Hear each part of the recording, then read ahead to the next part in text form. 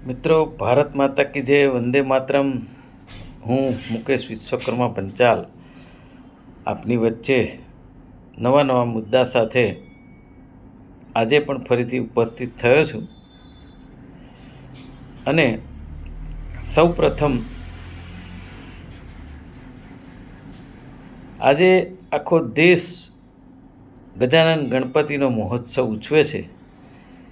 તેને કારણે આપ સૌને ગણપતિ મહોત્સવની ખૂબ ખૂબ શુભકામનાઓ। તે પછી અને આજે પણ જૈન ભાઈ બંધુઓ જે તપશ્ચર્યા કરી આજે સંવત્સરી છે અને સાંજે બધાને મિચ્છામી ડુક્કડમ પણ પાઠવશે, એટલે તમામ જૈન બંધુઓને એડવાન્સમાં મિચ્છામી ડુક્કડમ સાથે આપણે શરૂઆત કરીએ છીએ સમાચારની શરૂઆત કરતાં પહેલાં આપણી જે વાત છે એ એક વાક્ય તો કહેવું જ પડે કે જીવનની અંદર ક્યારે પણ વિશ્વાસ રાખતા પહેલાં વિચારજો, ગદ્દારી તમારી સાથે થઈ શકે છે। ભગવાન તો એને ફળ આપતા આપશે, પણ તમારે ધ્યાન રાખવું જરૂરી છે। કારણ કે એ પછી 30-40 વર્ષનો માણસ હોય કે 80 વર્ષનો માણસ હોય, ગદ્દારી કોઈ પણ કરી શકે છે। એને કોઈ જાતનો કુદરતનો ડર હોતો નથી, ખાલી પૈસા જ મહત્ત્વની વસ્તુ છે, સ્વાર્થ। એટલે એનાથી ચેતજો। હવે સમાચાર આપણા શરૂ કરીએ છીએ। સૌ પ્રથમ આજે મુદ્દા ઘણા છે એટલે હેડલાઇનની જેમ જ વાત કરીશું કે ગુજરાતની અંદર કેબિનેટ મંત્રી ભાનુબેન બાબરિયાના વિસ્તારમાં રોષ એટલા માટે વધ્યો છે કે સરકારમાં કામો થતા નથી, ભ્રષ્ટાચાર બેફામ છે, રસ્તા ભંગાર છે અને ભાજપના નેતાનું પણ રાજીનામું આવ્યું છે। આંદોલન છતાં રસ્તા સુધર્યા નહીં। કોટડા સાંગાણી લોધિકા તાલુકાના રસ્તા ભંગાર, મત અમે માગ્યા અને લોકો સુવિધા માગે તો મળતી નથી। હું કહું છું એના માટે આપણા લોકલાડીલા પ્રધાનમંત્રીની ત્યાં સભા કરાવી દો, કામ થઈ જશે તાત્કાલિક। બીજો મુદ્દો છે, આપણા લોકલાડીલા પ્રધાનમંત્રી ગુજરાત અને અમદાવાદમાં આવ્યા, એમની જાહેર સભામાંથી ડ્યુટી પતાવી અને મહિલા કોન્સ્ટેબલ એને અકસ્માત થયો, એ પણ મોતને ભેટ્યા। એ મહિલા કોન્સ્ટેબલને પરમ કૃપાળુ પરમાત્મા એમના આત્માને શાંતિ આપે। બોલો, મકરબાના દેરાસરમાંથી તસ્કરો 8 લાખની ચોરી કરી ગયા। બોલો, પર્યુષણના પર્વ દરમિયાન કેવું લાગે એમ અંદરથી એક આપણને જાણે એક એવું થાય કે સરકારના અધિકારીઓ શું કરે છે ખબર નહીં। મુદ્દા નંબર 4, નેશનલ હાઈવે ઉપર જે ટોલટેક્સ લેવાય છે અને વિકાસની વાતો થાય છે। હું કહું છું વિકાસ આટલા વર્ષોથી 30 વર્ષથી ગુજરાતમાં અને 11-12 વર્ષથી કેન્દ્રમાં જો એક જ પાર્ટીની સરકાર હોય તો એમને પહેલાં તો ક્યાંય અંતરાય ના આવે, તો પછી આ દરેક ચારે બાજુના હાઈવે ઉપર જાંબુઆ બ્રિજ પર ખાડાને કારણે 2 મહિનામાં 10મી વખત જામ, લોકો 5 કલાક સુધી જામ થાય। આજે કોઈકનું ડીઝલ ખૂટી જાય, પેટ્રોલ ખૂટી જાય, નાસ્તો ખૂટી જાય, બીમાર હોય, બાળકો હોય, પરિસ્થિતિ શું થાય? અને ટોલ ટેક્સ લેવાના અને હાઈવેની વાતો કરવાની, યોગ્ય બાબત નથી। ચોથો મુદ્દો એવો છે, આજે ગણેશ ચતુર્થીની વાત આપણે કરી અને એનો લક્ષ્મીનારાયણ યોગનો શુભ સંયોગ છે, સૌને શુભકામનાઓ। એવું કહેવાય છે કે એક સમયે અમદાવાદ ગર્દાબાદ કહેવાતું, એવું ક્યારે કહેવાતું નહોતું, પણ હવે જેણે પણ લખ્યું ભગવાન એમને સુખી રાખે। આજે સ્વચ્છતામાં દેશમાં નામ અને સૌથી સુરક્ષિત શહેર છે અમદાવાદ, એવું આપણા પ્રધાનમંત્રીનું કહેવું છે। મારે પ્રધાનમંત્રીને 2 હાથ જોડીને કહેવું છે કે તમે ખાલી રોડ શો 2-4-5 કિલોમીટર કર્યો હશે, એની અંદર નંદનવન હશે, પણ ગુજરાત અને અમદાવાદની પેરીફરી તો ખાસ કરીને 60 કિલોમીટરનો વિસ્તાર છે। તમે જો એમાં ફર્યા હોત જરાક ગાડી લઈને તો તમને કમરમાંથી ખબર પડી ગઈ હોત કે અમદાવાદ કેટલું નંદનવન છે। બીજી વાત એવી છે કે મધ્ય ઝોનના પીવર સહિતના 10 કરોડના કામ એક જ કોન્ટ્રાક્ટરને પધરાવી દેવાતા વિવાદ થયો, પણ એમાં વિવાદ જેવું કંઈ છે જ નહીં। ખબર જ છે આપણને કે આ સરકારમાં એમના મળતિયાઓ એને ટેન્ડર કે કોન્ટ્રાક્ટ મળે, કારણ કે મળતિયા હોય એટલે ભ્રષ્ટાચાર કરવો હોય તો એ અંદર અંદર થઈ જાય. જો મારા જેવો અજાણે હોય તો ક્યાંક કોઈક દિવસ બોલે, એ બીકના કારણે એ કોઈ દિવસ ના મળે બીજાને. એટલે એમાં વિવાદનું કંઈ કારણ નથી. છઠ્ઠો મુદ્દો એવો છે કે વધુ પડતું પાણી છોડાતા રિવરફ્રન્ટનો વોકવે આજે પણ બંધ રખાશે. હવે એ તો મને એમ થાય છે કે રાજસ્થાનમાંથી પાણી જે વરસાદ પડ્યો ઉપરવાસમાંથી છોડાયું એના કારણે રિવરફ્રન્ટનો વોકવે ધોવાયો. પરંતુ હું માનું છું કે વોકવે પણ બનાવતી વખતે આ બધી જ વસ્તુઓને ધ્યાનમાં લઈને બનાવવો જોઈએ, અથવા તો ધ્યાનમાં રાખવું જોઈએ. પણ એ રાખે કોણ? હું ને તમે રાખીએ તો છે. આરટીઓ ટેસ્ટ ટ્રેકમાં 7મો મુદ્દો, નજીવા વરસાદમાં પાણી ભરાયું અને 250 ધક્કો ખાવો પડ્યો. તમે વિચાર કરો, 250 જણા ધક્કો ખાઈ ટેસ્ટ લેવા માટે ગયા હોય અને પછી પાછા ધક્કો ખાય. એટલે તમે સમજો, આ સરકારમાં તમારે નોકરી ધંધો છોડી જવાનું ના થાય તો પાછું આવવાનું. મોદી સાહેબે એક વાત એવી કરી કે ગમે તેટલું દબાણ હોય પણ આત્મનિર્ભર ભારત ઝૂકશે નહીં. 100% વાત છે. આપણે સ્વદેશીની વાત કરીએ, બધું સાચું, પણ મોદી સાહેબને એ ખબર હોવી જોઈએ કે દેશના અને ગુજરાતના કેટલાય નાના નાના ઉદ્યોગો એ જે મશીનરી કે મટીરિયલ મગાવે છે એ ચીન સાથે સૌથી મોટો વ્યાપાર છે. એ ચીન જે 4 રૂપિયાની વસ્તુ મોકલતું હોય અહીંયા, ધારો કે એ વસ્તુ ભારતમાં લઈએ તો એ 10 રૂપિયાની પડે, તો નાના ધંધાઓ ક્યાં જઈને ઊભા રહેશે?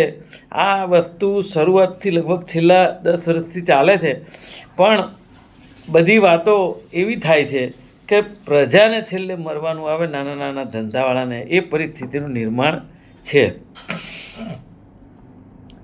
બોલો, વડાપ્રધાનની સભા બાબતે કોમેન્ટ કરનાર કોંગ્રેસના સોશિયલ મીડિયાના સેક્રેટરીની ધરપકડ. આ તો કંઈ નવું છે જ નહીં. આ સરમુખત્યાર શાહી ચાલી રહી છે, એમાં કંઈ નવાઈની બાબત છે નહીં. એટલે ક્રાઇમ બ્રાન્ચને કહી જ દેવામાં આવ્યું હતું કે આ બધાને પકડી લેવાના. મને તો એ થાય છે કે શું ડર છે આટલો બધો. 3.37 કરોડ રૂપિયાની નકલી દવા જપ્ત થઈ. ચેન્નાઈથી નેપાળ સુધી નકલી દવાઓની સિન્ડિકેટ છે. 450 કરોડનું ટર્નઓવર છે. આ મીડિયાના સમાચાર, પ્રેસ મીડિયાના. તો મને એમ થાય છે કે આટલું બધું મીડિયા પાસે આવી શકતું હોય કે STFે લાંચના 1 કરોડ રૂપિયા સાથે દવાના વેપારી હિમાંશુ અગ્રવાલની ધરપકડ કરી. આ પકડાય છે એ 1% નથી જે થાય છે એનું.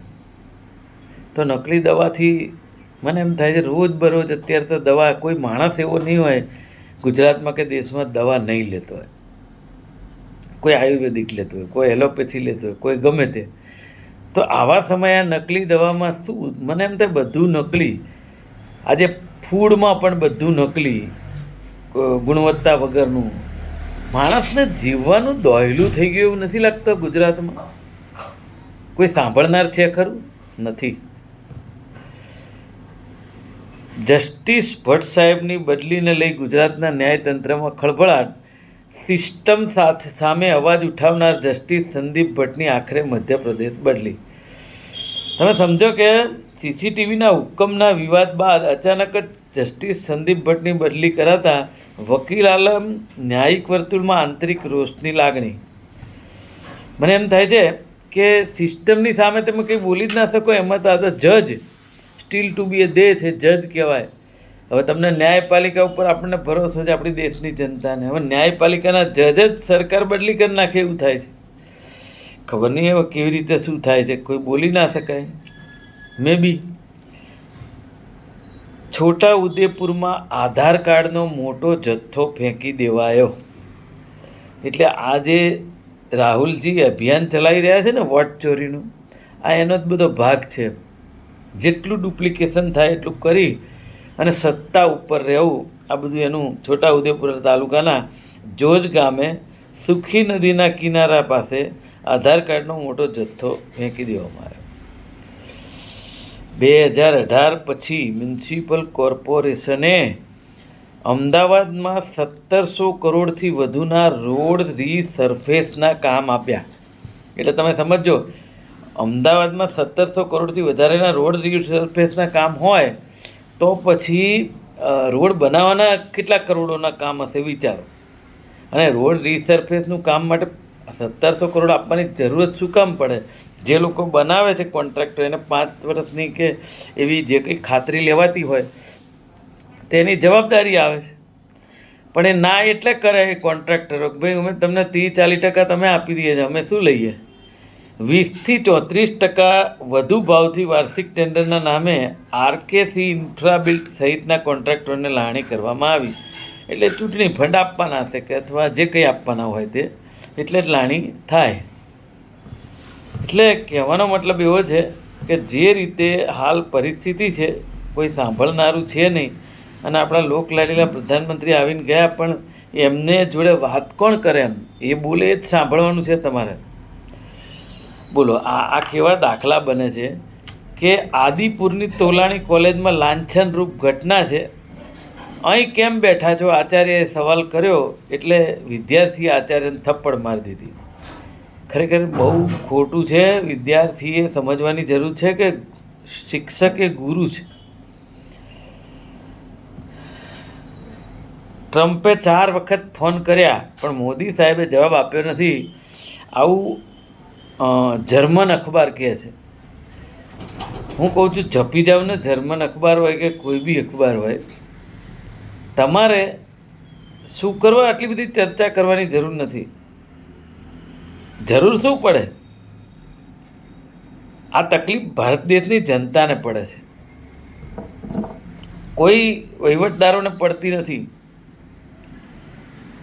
વોટર ઓપરેશનના નામે 20 વોટર સ્ટેશનમાં સ્કાડા સિસ્ટમથી મોનિટરિંગ કરવા 3 કરોડ ખર્ચાશે. ચલો 3 કરોડ અપાઈ જશે. નવું ટેન્ડર કરવાના બદલે પૂનાની એજન્સીને 8 વર્ષથી કામ અપાય છે. હવે ભાઈ એ મોકલાઈ દેતા હોય તો એને જ કામ આપે ને. હવે આ બધી ઠીક છે, બિચારા પ્રેસ મીડિયાના મિત્રો બધું બહાર લઈ આવે છે, પણ આ વર્ષે વિવિધ કોર્સમાં શરૂ થયેલી નવી 45 ખાનગી ટેકનિકલ કોલેજની 30,000થી 1.40 લાખ સુધીની ફી છે. આ ફી 1 વર્ષ માટે લાગુ છે.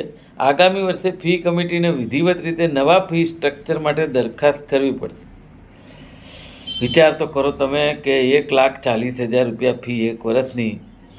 તમારા મારા જેવો નાનો માણસ તો એના છોકરાને ભણાવી જ નહીં શકે. પરિસ્થિતિનું નિર્માણ છે. કારણ કે એન્જિનિયર બનાવે તો કોલેજમાં જ જવું પડે. પણ ખાનગી કોલેજોનો રાફડો જ એટલો બધો ફાડેલો છે કે એમાં સરકારનો કોઈ કાબુ નથી અને અધિકારીઓને સામે ભ્રષ્ટાચારને બધું કંઈ કહેવા જેવું છે નહીં. સ્કૂલમાં વયમનસ્ય ધાર્મિક ન સર્જાય તે જોવા સંચાલકો એકમત થયા છે.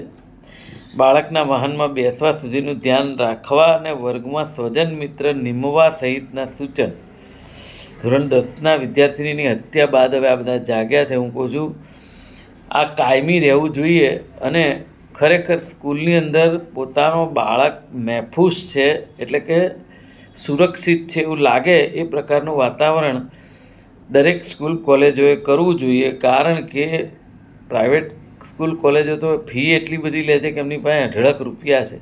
જોકે એમને આપવામાં જતા રહે છે અધિકારીઓને, પણ છતાંય ધ્યાન રાખવું જોઈએ. બોલો, હવે પાછા ઝીરો ટોલરન્સની વાત કરે અને ભ્રષ્ટાચાર નથી એવી વાત કરે સરકારશ્રી. ઇન્ટરવ્યૂ બ્રાન્ચના હેડ ક્લાર્ક પુલકિત સથવારા આરોપી છે. અમદાવાદ મ્યુનિસિપલમાં ભરતી કૌભાંડ, 8 ખોટી નિમણૂકો અપાયાની FIR. ઓછા માર્ક્સ કે યોગ્યતા ન હોવા છતાં આર્થિક લાભ માટે એસ્ટેટ આરોગ્ય વિભાગમાં નિમણૂક કરાયાનો તપાસ સમિતિનો ઘટસ્ફોટ. હવે આ તો દલા તરવાડી જેવી વાત છે કે રીંગણા લઉં 2-4 તો કે લે ને 10-12 એવી બધી વાત છે. એટલે અત્યારે કંઈ તમે કંઈ બોલી જ ના શકો. એક સમાચાર એવા છે જેને સાંભળીને તમને અફસોસ નહીં થાય કે બોડકદેવ જેવા હાર્ટ અમદાવાદનું વિસ્તાર, ધનાઢ્ય વિસ્તાર કહેવાય, એમાં ચાલતા જઈ રહેલા રુદ્ર સ્ક્વેરમાં રહેતા 33 વર્ષના શ્રુતિબેન શાહ બેસણામાં જવા નીકળ્યા ત્યારે એમના ગળામાંથી 65,000ની કિંમતની સોનાની ચેન ચોરાઈ ગઈ. બોલો, કેટલી સારી કામગીરી છે પોલીસ પેટ્રોલિંગની, આપ સૌ જોઈ શકો છો. આજે ગણેશ ચતુર્થી છે. આપણે શરૂઆતમાં જ કહ્યું ને, ગણેશ માટે ગુજરાત આજથી ગણેશમય થશે. ખૂબ સારી બાબત. જય ગણપતિ દાદા. કામકાજથી અળગા રહેલા વકીલો દ્વારાના વિરોધમાં જસ્ટિસ ભટ્ટની બદલીના વિરોધમાં હાઈકોર્ટ એડવોકેટ એસોસિએશનની હડતાલ. જસ્ટિસ ભટ્ટની બદલી તાત્કાલિક રદ કરવા માટે એસોસિએશન દ્વારા સુપ્રીમમાં રજૂઆત કરાશે. સારી વાત છે. સારા જજ હોય અને ન્યાય કરતા હોય તો કેટલાકને ન ગમે તો બદલી થઈ જાય. સાબરમતીમાં નવા નીરની આડમાં કેમિકલયુક્ત પાણી ઠલવાયા. ધરોઈ સંત સરોવરમાંથી થયેલી આવકના પગલે હવે આ બધા માફિયાઓ પાછા શરૂ થઈ જશે ને કેમિકલ ફેક્ટરીના, અને પાણી છોડશે. આખરે ભોગવવાનું તમારા મારે ને જનતાએ જ છે. આમાં સરકાર કંઈ કરશે નહીં. જો કહે છે ને તંત્ર મૌન, પણ મૌન એટલે એ કેમિકલ પાણી ઠલવાઈ જાય એટલે કેટલાય અધિકારીઓના ઘર ભરાઈ જશે, નેતાઓના ઘર ભરાઈ જશે, અને તમારા મારે પેલા કેન્સર થાય એવા શાકભાજી ને કેન્સર થાય એવા પાક ઉગે એ પ્રકારનું પાણી લેવું પડશે.